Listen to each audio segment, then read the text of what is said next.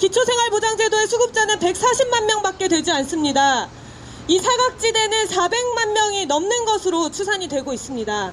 이것을 해결하기 위해서는 부양의무자 기준 폐지하고 최저생계비 현실화하는 것으로부터 시작해야 합니다. 하지만 이번 박근혜 정부는 사각지대 해소하겠다라고 얘기를 해놓고 개별급여 시행이라는 꼼수로 오히려 기초생활보장제도를 완전히 파괴하려고 하고 있습니다. 기초생활보장제도 개별급여 시행하면 수급자 늘어난다라고 얘기합니다. 계산해봤습니다. 그 늘어나는 대단한 수급자의 내용을 들어보니 한 달에 주거급여 3만원 받는 사람, 2만원 받는 사람 조금 늘어납니다. 고등학생 자녀 있다고 1년에 12만원 학원비 쓰고 문제집 갚아라고 1년에 12만원 주는 그것. 이런 수급자들 늘어나게 해놓고서 그걸로 기초생활보장제도 개선한다라고 이야기하고 있습니다. 완전히 거짓말입니다. 오히려 이 개별급여 시행하는 모든 급여를 갈기갈기 쪼개어서 각 부처의 책임으로 남겨놓고 기초생활보장제도의 취지를 완전히 파괴할 뿐입니다. 보건복지부가 복지를 하지 않겠다고 합니다. 주거급여는 국토교통부에다가 넘기고 교육급여는 교육청에다 넘긴다고 합니다.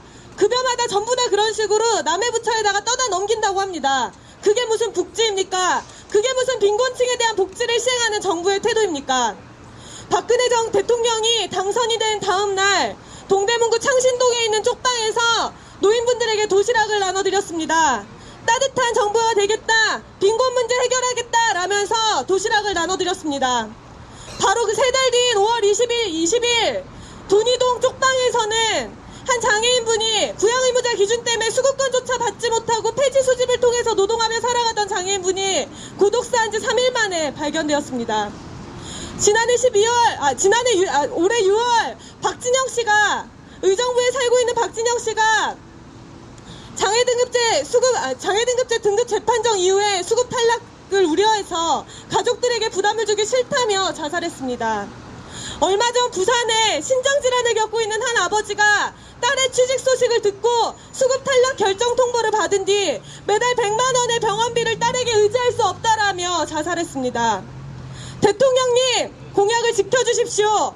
제발 부탁드립니다. 쪽방 지역 가서 도시락 나눠주지 말고 수해 지역 가서 빨래 해주지 말고 제도를 제대로 바꿔주십시오. 부양의무자 기준 폐지되어야 합니다. 부자 가족들을 서로를 더욱더 잘 살게 만들고 있으면서 가난한 가족들을 갈갈이 찢고 가슴을 아프게 하고 죽음까지 선택하게 하는 부양의무자 기준 반드시 폐지되어야 합니다. 부양의무자 기준이 폐지되고 가난 때문에 사람이 죽지 않는 세상을 위해서 끝까지 투쟁하도록 하겠습니다. 감사합니다. 네, 말씀 감사합니다. 무슨 빈곤층에 대한 복지를 시행하는 정부의 태도입니까? 박근혜 전 대통령이 당선이 된 다음 날 동대문구 창신동에 있는 쪽방에서 노인분들에게 도시락을 나눠드렸습니다. 따뜻한 정부가 되겠다, 빈곤 문제 해결하겠다 라면서 도시락을 나눠드렸습니다. 바로 그 세 달 뒤인 5월 20일 돈이동 쪽방에서는 한 장애인분이 부양의무자 기준 때문에 수급권조차 받지 못하고 기초생활보장제도 개별급여 시행하면 수급자 늘어난다라고 얘기합니다. 계산해봤습니다. 그 늘어나는 대단한 수급자의 내용을 들어보니 한 달에 주거급여 3만원 받는 사람, 2만원 받는 사람 조금 늘어납니다. 고등학생 자녀 있다고 1년에 12만원 학원비 쓰고 문제집 갚아라고 1년에 12만원 주는 그것.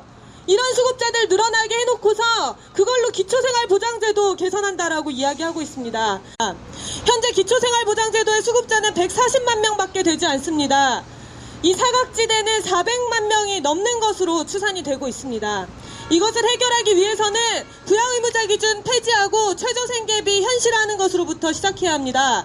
하지만 이번 박근혜 정부는 사각지대 해소하겠다라고 얘기를 해놓고 개별급여 시행이라는 꼼수로 오히려 기초생활보장제도를 완전히 파괴하려고 하고 있습니다. 수집을 통해서 노동하며 살아가던 장애인분이 고독사한 지 3일 만에 발견되었습니다.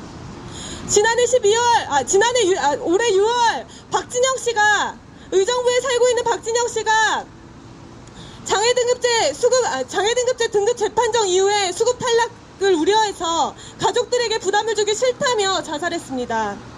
얼마 전 부산에 신장질환을 겪고 있는 한 아버지가 딸의 취직 소식을 완전히 거짓말입니다. 오히려 이 개별급여 시행하는 모든 급여를 갈기갈기 쪼개어서 각 부처의 책임으로 남겨놓고 기초생활보장제도의 취지를 완전히 파괴할 뿐입니다. 보건복지부가 복지를 하지 않겠다고 합니다. 주거급여는 국토교통부에다가 넘기고 교육급여는 교육청에다 넘긴다고 합니다. 급여마다 전부 다 그런 식으로 남의 부처에다가 떠다 넘긴다고 합니다. 그게 무슨 복지입니까?